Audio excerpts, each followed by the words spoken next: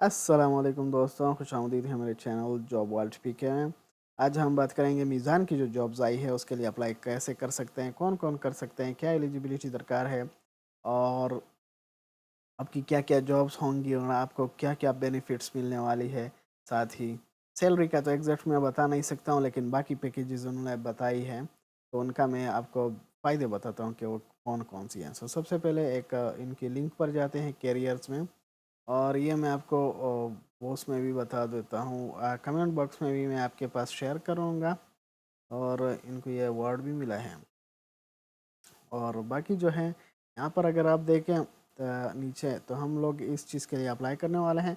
Personal banking officer batch 4 का है और फेज़ 2।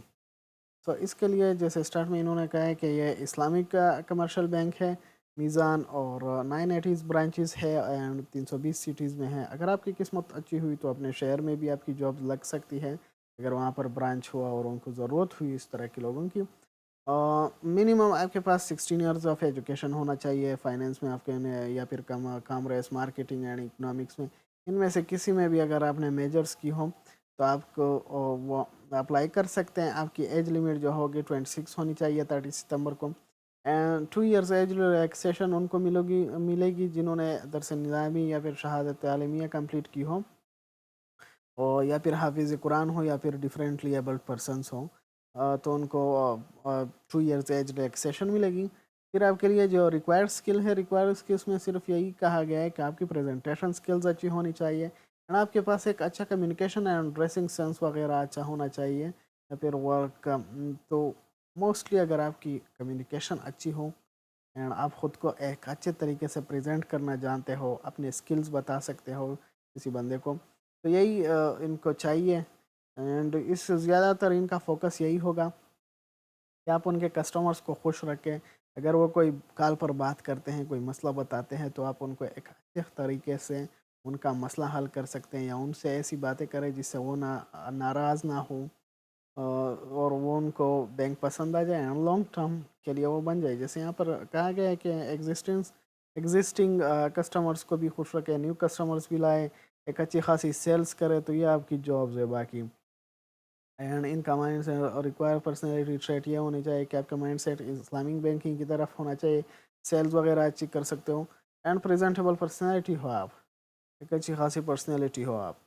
ज़रूरी नहीं है कि आप बहुत ज़्यादा यानी बड़े पर्सनैलिटी वाले बंदे हों। मिनिमम एक अच्छा खासे आपकी कम्युनिकेशन स्किल्स भी होना, तब भी आप सेलेक्ट हो सकते हैं इसमें। अब आती है कंपेंसेशन एंड बेनिफिट्स। आपकी परमानेंट पोजीशंस होगी यहाँ पर, देखें परमानेंट जॉब है, कोई कॉन्ट्रैक्ट वगैरह नहीं है। और मार्केट कम्पिटिटिव सैलरी भी मिलेगी, सैलरी भी अच्छी मिलेगी आपको। एंड आपकी on the job and classroom में भी ट्रेनिंग की जाएगी आपकी, ये भी एक फ़ायदा है। ये तो अच्छा है, आपकी अच्छी खासी ट्रेनिंग हो सकती है, आप स्किल्स सीख सकते हैं, काम सीख सकते हैं, ये भी अच्छी बात है। फिर एनुअल इंक्रीमेंट भी मिलेगा, एनुअली मतलब, और परफॉर्मेंस बेस्ड बोनस भी मिलता है। जैसे मतलब हर साल आपकी तनख्वाह भी बढ़ेगी, और अगर आपने अच्छा काम किया तो आपका बोनस भी मिलेगा। और प्रोडक्ट इंसेंटिव्स, इनमें से इनके अपने जो प्रोडक्ट्स हैं उनके बारे में मेरे ख्याल बात की जा रही है, एग्जैक्ट इसका पता नहीं है। But car financing facility eight 0%, अगर कार फाइनेंसिंग की फैसिलिटी आपको चाहिए तो वो भी आपको मिलेगी, और उसमें भी 0%, मतलब आपको जैसे बैंक चार्ज करते हैं नॉर्मल पर्सन, अगर कोई इस तरह की फैसिलिटी लेता है तो उनको इजाफी पैसे भी देने पड़ते हैं ना। एक तो कार के पैसे देने पड़ रहे हैं, उल्टा एक बैंक को भी देने पड़ते हैं, तो बैंक वाला आपसे अपना कटिंग नहीं करेगा। प्रोविडेंट फंड आपको मिलता है, ग्रेचुइटी मिलती है, हाउस फाइनेंसिंग के लिए भी आपको मिलते हैं नॉन सब्सिडाइज रेट्स, मतलब नॉर्मल रेट्स पर आपको मिलते हैं, ज़्यादा रेट्स आपको नहीं पे करनी पड़ती हाउस फाइनेंसिंग फैसिलिटी के लिए। Health and life takaful coverage and more, बाकी चीज़ें भी आपको मिलती हैं बहुत सारे चीज़ों के साथ, मतलब मेन चीज़ें ये हैं कि आपको ये चीज़ें मिलती हैं। एंड इसमें भी I guess health and life वाला, हाउसिंग वाला अगर आप देखें, कार वाला देखें, ये चीज़ें भी अच्छी हैं। एंड दूसरा अगर ट्रेनिंग को देखा जाए, ये अच्छी चीज़ है, कम्पिटिटिव सैलरी तो वैसी भी है। बाकी इनकी 3 लोकेशंस हैं, मेन 3 लोकेशंस पर इनको चाहिए। कराची, लाहौर, इस्लामाबाद। अगर आप इनके पास नज़दीक है या फिर आप यहीं पर काम करना चाहें, क्योंकि ये तीनों एक अच्छे शहर हैं। यहाँ पर अगर आपको जॉब भी मिल जाए और वहाँ पर आप रहने भी लगे तो आपकी ज़िंदगी एक अच्छी खासी जा सकती है। लास्ट डेट जो है 8 अक्टूबर है। अब अप्लाई करते हैं। अप्लाई के लिए अप्लाई नाउ पर क्लिक करेंगे। एक नई लिंक पर हमें ले जाएगा ये, और यहाँ पर सेम एलिजिबिलिटी क्राइटेरिया वगैरह बता देते हैं कि क्या क्या ज़रूरत है। फिर यहाँ पर जॉब पर क्लिक करेंगे।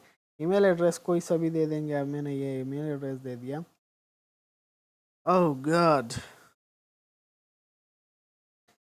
सो ये ज़रूरी नहीं है कि आपका हो जाए, मतलब स्टार्टिंग में ये नहीं मांगते हैं। फर्स्ट टाइम अगर आप अप्लाई करें तो आपसे कोड नहीं मांगेगा, लेकिन अगर आप दोबारा अपनी एप्लीकेशन को वेरीफाई एडिट करना चाहते हैं तो कोड मांगेगा आपकी ईमेल पर। फर्स्ट टाइम में आपसे नहीं मांगा जाएगा। अब यहाँ पर देखिए, टाइटल के लिए डॉक्टर तो नहीं होंगे आप नॉर्मली। आप अगर मिस हैं, फीमेल है, यंग फीमेल है, मैरिड नहीं है तो आप मिस को सेलेक्ट कर दें। अगर आप मेल हैं तो मिस्टर, अनमेरिड मतलब मेरिड अनमेरिड मिस्टर ही सेलेक्ट कर दें।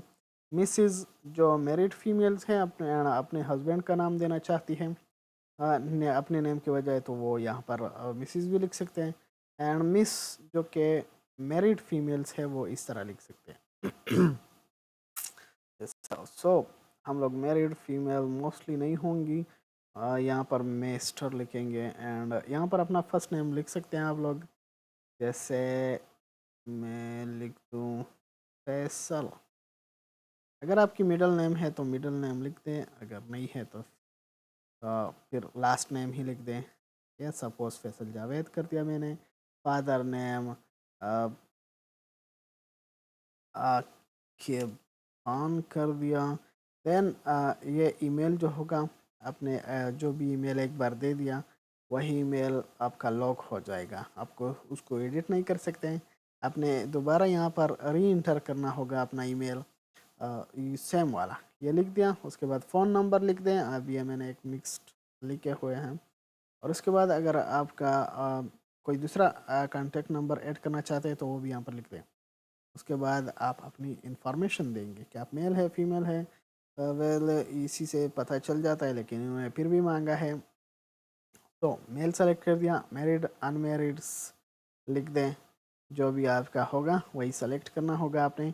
फिर कौन सी कंट्री में रहते हैं, कौन सी मतलब उसमें रहते हैं, प्रोविंस में रहते हैं। सपोज़ पंजाब कर देते हैं। मोस्टली लोग पंजाब से ही होंगे क्योंकि इस्लामाबाद एंड लाहौर। अब कोई भी इसमें आप शहर अपना सेलेक्ट कर दें एंड यहाँ पर आपने उसी शहर के अंदर जो आपका एड्रेस है वहाँ पर आपने लिखना होगा। बाकी फर्स्ट लाइन एड्रेस ज़रूरी है, बाकी ज़रूरी नहीं है। जैसे यहाँ पर आपने स्ट्रीट लिख सकते हैं एंड टाउन वगैरह लिख सकते हैं या फिर रोड नेम लिख सकते हैं। बाकी जो है ये ज़रूरी नहीं है। पोस्टल कोड अगर आप देना चाहें तो दे सकते हैं, अदरवाइज़ ज़रूरी नहीं है। पोस्टल कोड के लिए आप यहाँ पर गूगल में भी सर्च कर सकते हैं। जैसे मैं यहाँ पर जैसे सपोज सर्च कर देता हूँ तो ये आ गया मेरे पास जौहर टाउन लाहौर। पोस्टल कोड मैंने सर्च किया, ये आ गया और ये मैंने लिख दिया। अगर आपका इलाका कोई और है तो वो आप वही सर्च करेंगे। ये एज एन एग्जांपल है। फिर सेंसिटिव पर्सनल इंफॉर्मेशन इनको चाहिए, तो सेंसिटिव पर्सनल इंफॉर्मेशन के लिए इन लोगों को सपोज़ डेट ऑफ बर्थ बताएंगे। आप कोई भी डेट ऑफ बर्थ बता सकते हैं, जैसे आपका कोई हो तो। उसके बाद अपना नेशनल आईडी कार्ड की वो देंगे, डेटा देंगे। यहाँ पर आप सेलेक्ट करेंगे कि national identify computerize ID card होगी आपके पास। मोस्टली आजकल कंप्यूटराइज आईडी कार्ड है तो आप इसको सेलेक्ट करेंगे। उसके बाद national ID card filled with their dashes के साथ होना चाहिए। यहाँ पर आपने खुद ही डैश लगाना, यहाँ पर आपने डैश लगाने पड़ेंगे। जैसे 949552 6 देन 3, इस तरह के आपने लिखना है। एंड आपका कौन सी डेट को इशू हुआ था, August suppose, and then I would say 26 August and year 2015। इस तरह के एक्सपायर कब हो रहा है तो सेम ऑलमोस्ट जैसे 26 को ही होगा एंड 2025 इस तरह। कौन सी जगह पर आपका इशू हुआ था वो आप इस तरह लिख सकते हैं। देखें अपने शनाख्ती कार्ड पर ये आईडी, आप अपना शनाख्ती कार्ड निकालें उससे ये सब कुछ लिख सकते हैं। ये भी लिख लें, इशू डेट वहाँ पर लिखा होगा वो लिख दें, एक्सपिरेशन डेट लिख दें, फिर ये सब कुछ उसके बाद डन कर दें और ये डन हो गया आपका। अब उसके बाद अगर आपने गलती की हो तो यहाँ से एडिट भी कर सकते हैं। अब एकेडमिक या प्रोफेशनल क्वालिफ़िकेशन की डिटेल्स भी आपने देनी पड़ेंगी। यहाँ पर आपने डिग्री का नाम लिख दिया, जैसे सपोज़ आपने जितनी ज़्यादा डिग्री की हो, सपोज़ बैचलर की है या एमबीए बीबीए, तो सपोज़ मैंने बीबीए की है, सपोज़ मैंने नहीं किया लेकिन बीबीए की है, या फिर बीबीए ऑनर्स भी सेलेक्ट कर सकते हैं। मेजर मेरा फाइनेंस कर दो, FINANCE। इंस्टीट्यूट कौन सा था, इंस्टीट्यूट यहाँ से मैं इस तरह कर देता हूँ। Oh my God, no match is found.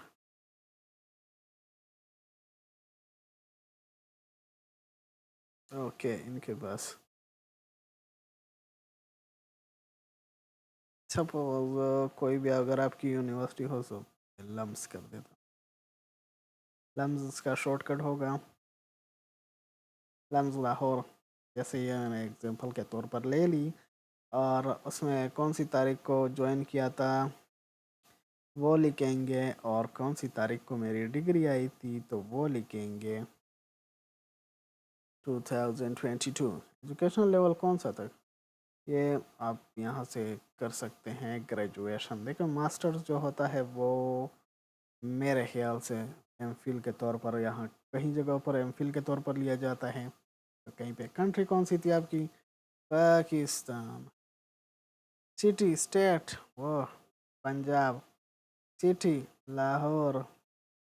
Average grade ज़रूरी नहीं, CGPA ज़रूरी नहीं, कमेंट स्टेटस कंप्लीट, और हाईएस्ट एजुकेशन यस। देखें इस तरह आप कर सकते हैं, हाईएस्ट एजुकेशन ऐड कर दें एंड डन कर दें। बाकी एजुकेशन अगर आप ऐड करना चाहें तो वो भी ऐड कर सकते हैं एंड लेकिन उसमें आप हाईएस्ट नहीं लिखेंगे। सो ये कर दिया।